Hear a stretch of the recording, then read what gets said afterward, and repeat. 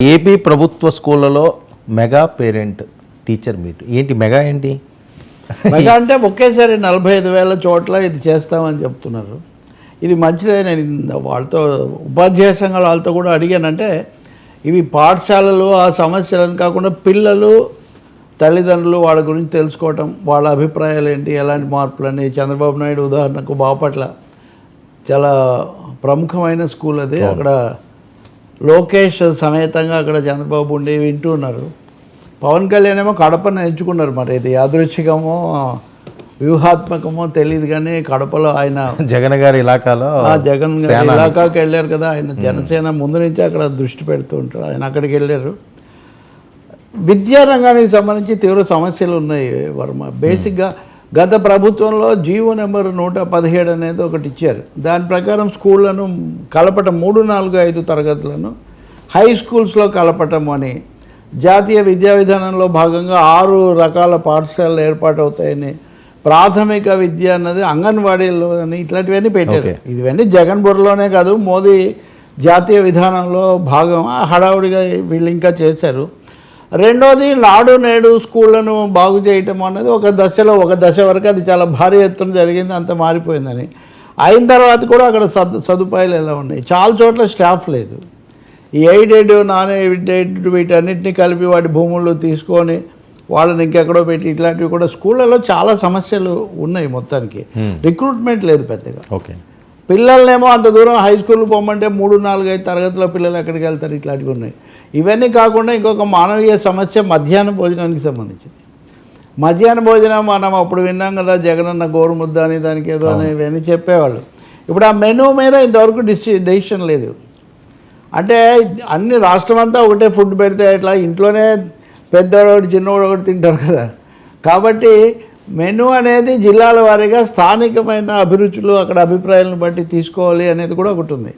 So ఈ అన్ని విషయాల్లో వాళ్ళ అభిప్రాయాలు వింటామని ప్రకటించి ప్రభుత్వం దానికి ఆల్రెడీ పేరు కూడా పెట్టినట్టున్నారు కదా సార్, డొక్కా సీతమ్మ దిదం. డొక్కా సీతమ్మ పేరు పెట్టారు, కానీ పదార్థాలు అందులో ఉన్న మెనూ ఐటమ్స్ ఏంటి అన్నది గోరుముద్ద కాస్త డొక్కా సీతమ్మ అవి మారాలని. ఓకే, జగన్దేమో ఆయన పేరు ముఖ్యమంత్రి పేరు కాబట్టి, అప్పటి ముఖ్యమంత్రిది కాబట్టి అది వేరు. డొక్కా సీతమ్మదేమో ఒక గొప్ప వ్యక్తిని తలుచుకోవడానికి గౌరవించడానికి పెట్టే ఒక పేరు.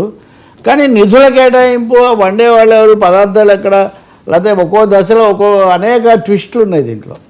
ఆ సిబ్బంది కూడా ఎప్పుడు పాపం ఆందోళనలో ఉంటారు. వాళ్ళకు ఆ వస్తువులు ఉండవు, సామాగ్రి, జీతాలు కూడా సరిగా అందవని వంటలక్కలని లేకపోతే రకరకాల పేర్లతో పిలుస్తుంటారు. వాళ్ళ సమస్యలు కూడా ఉన్నాయి. ఇవన్నీ బహుశా ఈ పర్యటన తర్వాత అయినా ఇవన్నీ చేసుకుంటే కనీసం వచ్చే అకాడమిక్ ఇయర్ విద్యా సంవత్సరానికైనా అవుతుందని. మొట్టమొదటిది మటుకు జీవో 117 రద్దు అనేది మటుకు అది అందరూ ఒప్పుకున్నటువంటి ఒక కోరిక. కొద్ది రోజుల కిందట ఐ థింక్ లోకేష్ మంత్రిగా సంబంధిత అధికారులు కూడా ఉపాధ్యాయ సంఘాలతో కూడా చర్చలు జరిపారు. చాలా సమస్యలు ఉన్నాయి, వాటిని ఇప్పుడు తెలుసుకోవడం. నిజంగా అయితే పిల్లల్ని కూడా ఉత్సాహపరచాలి కదా. విద్య అనేది ముందు విద్యార్థి, ఉపాధ్యాయుడు, తర్వాత ప్రభుత్వం.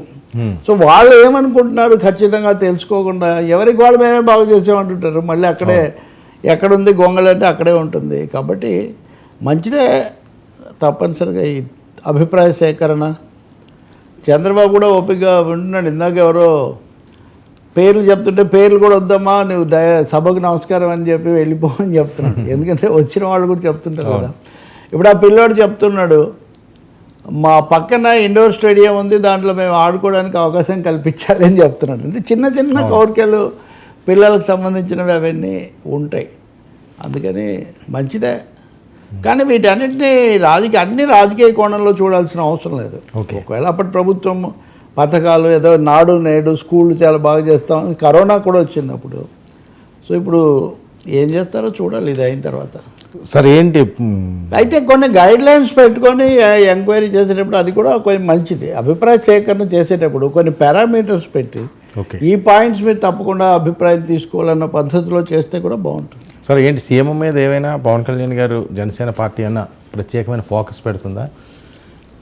సమస్య ఉంది, ముందు నుంచి కూడా పవన్ అది ఉంది కదా. ఆయన అస్సలు మొదటి ప్రధాన సమావేశ సభ ఎక్కడ పెట్టారు చెప్పండి? అవును, ఎక్కడ? తిరుపతి. అనంతపురం. ఉమ్. తరిమేల నాగిరెడ్డి ఇవన్నీ చెప్పాడు అక్కడ, అసలు ఆహా, పోటీ ఓకే, ఓకే. చేస్తానేమో అని కూడా అన్నాడు. 2019లో ఉమ్. తిరుపతిలో పెట్టిన అది ఓకే, పార్టీ లాంచింగ్ నుంచి లాంచింగ్. చెప్పేది. అనంతపురంలో 2019లో ప్రధానంగా వచ్చినప్పుడు అక్కడ అనంతపూర్లో ఫస్ట్, తర్వాత కాకినాడ, తర్వాత రాజమండ్రి, గోదావరి కవాతు, కవాతు, ఇవి మూడు ఆయనకు బాగా హైలైట్ అయినాయి కూడా సంబంధించిన ఇవి బాగా హైలైట్ అయినటువంటివి. సో రాయలసీమ మీద ఉంది. రెండో తెలుగుదేశం పార్టీ కూడా కోస్తా జిల్లాల్లో వాళ్ళు కొంత సీట్లు అవి ప్రాధాన్యత ఇస్తుంది, కానీ రాయలసీమకు వచ్చేసరికి అక్కడ అది జగన్ వర్సెస్ చంద్రబాబు లేదా వైసీపీ వర్సెస్ టీడీపీ లాగే ఉంది. సో అక్కడ చోటు సంపాదించటం కూడా ఒక అంశం. వాళ్ళకి ఇప్పుడైతే ఏమి లేనట్టుగా కూడా, ఒక ఆదోని కూడా బీజేపీ కదా. సో జనసేనకి ఏమి రాయలసీమ అదే రైల్వే కోడూరు ఒకటి ప్రాంతంలో ఉంది. ఒకటి ఉంది. కాబట్టి ఈ పరిస్థితుల్లో రాయలసీమ మీద, అందులో నేరుగా పులివెందుల్లో మీటింగ్ పెట్టడం, సవాల్ చేయటం పవన్ కళ్యాణ్కు కొంచెం ఫ్యాన్సీ, ఆ స్టైల్. క్రేజీ. నేను నట్టింటికి వస్తా, నీ ఇంటికి వస్తా అని బాలయ్య అంటూ ఉంటాడు కదా. సో పవన్ అది అన్నాడు, కానీ దాదాపు అదే పని చేస్తూ ఉంటాడు. That's okay, well and good. వీళ్ళు కడప రెడ్డమ్మని కూడా ఒక ఆమె తయారు చేశారు కదా, ఆమె శాసనసభలో కూడా మాట్లాడారు. ఇందాక కూడా మాట్లాడుతున్నట్టున్నారు, I think, I'm not sure. కానీ కాబట్టి పుణ్యం పురుషార్థం, విద్య ప్లస్ రాజకీయం.